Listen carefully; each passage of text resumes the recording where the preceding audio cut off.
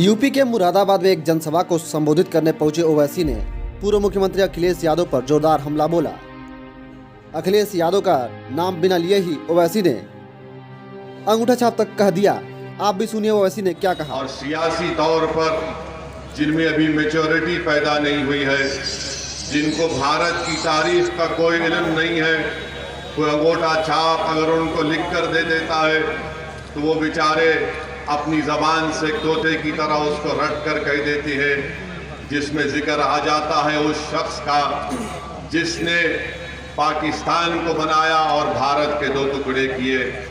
मैं उस तारीख का नहीं दोहराना चाहता हूं, बल्कि मैं थोड़ा बहुत पढ़ा लिखा हूं, क्योंकि जिस शख्स ने कहा था, बल्कि नाम ले लेता हूं, जनाब अखिलेश यादव ने जिना का जिक्र किया। मैं मुरादाबाद की इस मुबारक सरजमीन से मोहतरम जनाब अखिलेश यादव को बताना चाहूँगा कि आप कभी तारीख पढ़ लीजिए। हाँ, ये बात सही है कि सरदार पटेल और जिना, नेहरू और गांधी सब बैरिस्टर थे, तो अखिलेश यादव साहब, असदुद्दीन ओवैसी भी लिंकन जिन से बैरिस्ट्री करा हुआ है। मैं आपको ये बताना जरूरी समझता हूँ कि भारत को तोड़ने वाले का नाम, इस मुल्क को तोड़ने वाले का नाम और पाकिस्तान को बनाने वाले का नाम मोहम्मद अली जिना था। कम से कम आपको तारीख पढ़नी चाहिए।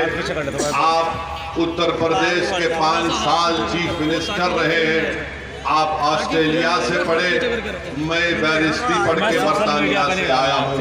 मैं उम्मीद करता हूँ कि आप दोबारा इस तरह की गलती नहीं करेंगे। मेरे अजीज दोस्तों और बुजुर्गों, मौलाना अबुल कलाम आज़ाद ने अपनी किताब इंडिया विंस फ्रीडम में, अगर मैं वो तमाम जुमलों को मुरादाबाद में दोहरा दूंगा जो उस किताब में मौलाना ने लिखे, तो यकीन जानिए एक बहुत बड़ा तनाज़ा खड़ा हो जाएगा। मौलाना अबुल कलाम आज़ाद ने उस किताब में लिखा कि कैसे कांग्रेस के बड़े बड़े लीडरों ने उनको मायूस कर दिया था। मौलाना अबुल कलाम आज़ाद भारत के इस दो टुकड़े के खिलाफ थे।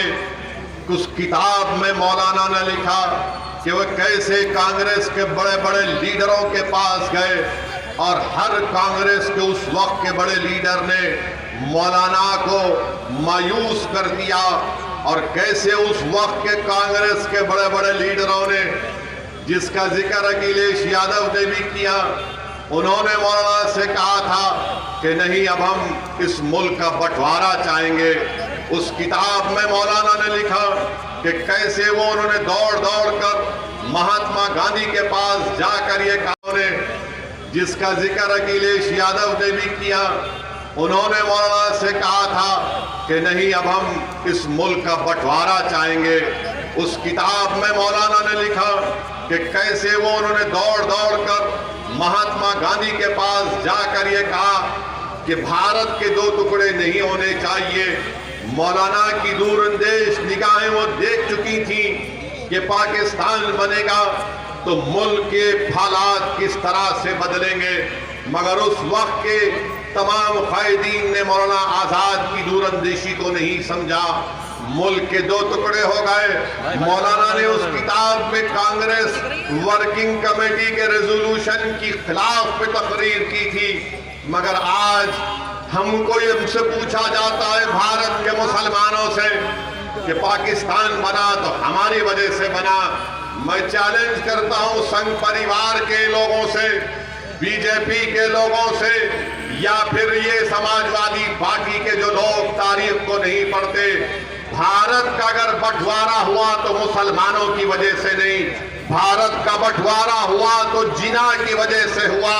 उस वक्त मुसलमानों को वोट डालने का इख्तियार नहीं था, वही मुसलमान वोट डाल सकता था जो सरमायादार था या नवाब था या उसके पास इतनी जमीन थी या उसके पास कोई डिग्री थी।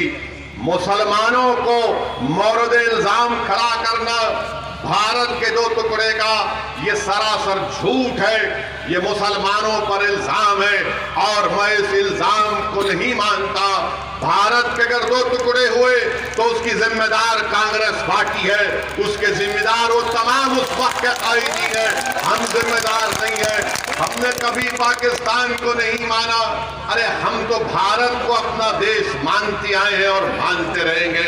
अरे अगर हमारी वफादारियों पर कोई शक करता है तो प्यारे आ जाओ, हमारे खबरस्तान आज भी इस बात के गवाह हैं कि हम सीना तान कर भारत की जमीन में सो रहे हैं। और जब सुबह क़यामत तक सोते रहेंगे और जब हशर का मैदान होगा तो इन्हीं कब्रों से उठकर इंशाअल्लाह ताला हशर के मैदान में जाएंगे। मगर हम पर इल्जाम लगाना ये बिल्कुल गलत और झूठ है। ये सच्चाई से उसका कोई ताल्लुक नहीं है, क्योंकि आजकल सब जिना के बारे में बात कर रहे हैं। कोई जनाब कह गए कि अगर फुला को वजीर आजम जिना को बना दिया जाता तो भारत का विभाजन नहीं होता। अरे आप तारीख को नहीं जानते, आखिर उत्तर प्रदेश के चुनाव में जिना कहां से आ गया।